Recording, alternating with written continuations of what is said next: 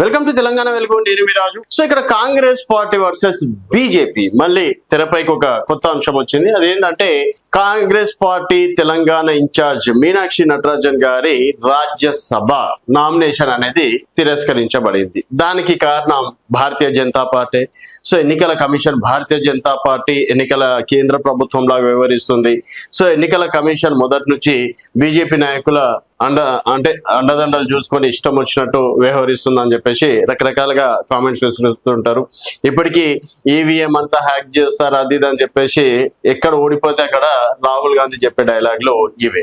So ఇప్పుడు మళ్ళీ ఎందుకు ఈ రచ్చ మొదలైందంటే మధ్యప్రదేశ్ నుంచి మీనాక్షి నటరాజన్ గారు నామినేషన్ వేశారు. సో మనం అఫిడవిట్ లో ఏమేమి చూసుకుంటాం, మన మీద ఏమైనా కేసులు ఉన్నాయా, మన ఆస్తులు ఎంత, మన అప్పులు ఎంత అనేది ప్రతి ఒక్కటి మనం ఇవ్వాల్సి ఉంటుంది. సో అఫిడవిట్ లో ఇచ్చిన దాని ప్రకారం ఎన్నికల కమిషన్ ఎంక్వైరీ చేసే అవకాశాలు కూడా ఉంటాయి. ఒకవేళ మనం ఏమైనా తప్పుడు లెక్కలు చేస్తే డెఫినెట్ గా నామినేషన్ తిరస్కరించబడుతుంది. అది అందరికీ తెలిసిన విషయమే. సో మరి ఇక్కడ ఏఐసిసి ప్రతిపాదించినటువంటి పేరులో మీనాక్షి నటరాజన్ గారి పేరు ఉండడం అనేది జరిగింది. సో మరి మీనాక్షి నటరాజన్ గారు ఎన్ని కేసులు ఉన్నాయి అనేది చాలా క్లుప్తంగా తెలుసుకోవాల్సినటువంటి విషయం. లేదు ఇక్కడ తెలంగాణ ఇన్ఛార్జ్గా ఉన్నారు కాబట్టి మరి తెలంగాణలో ఏమైనా కేసులు ఉన్నాయా లేదా అనేది కూడా తెలుసుకోవాల్సిన బాధ్యత ఇక్కడ తెలంగాణ కాంగ్రెస్ పార్టీ నేతల పైన.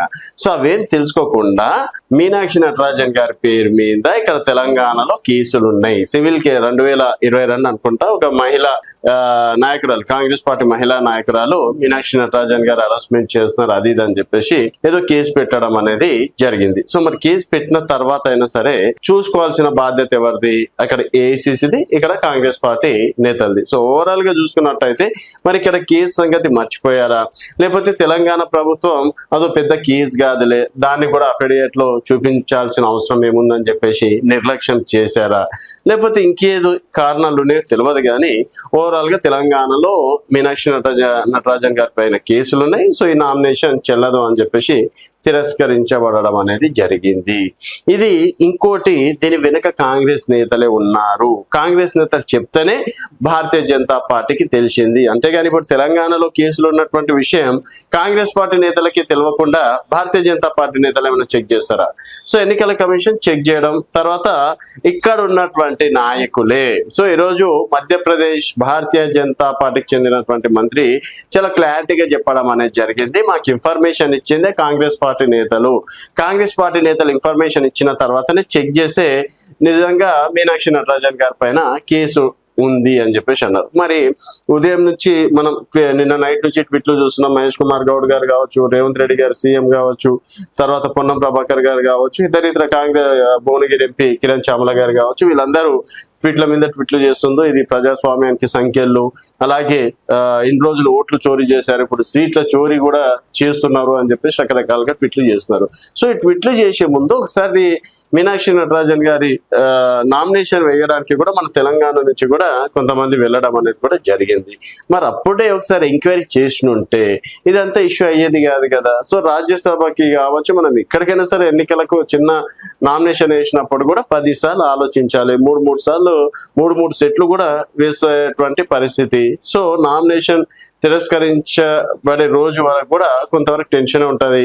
సో అలాంటప్పుడు ఇంత చిన్న లాజిక్ ఏ విధంగా మిస్ అయ్యారు? అనవసరంగా భారతీయ జనతా పార్టీని లేకపోతే ఎన్నికల కమిషన్ ని నిందించడానికి అంటే ఏం అవసరం?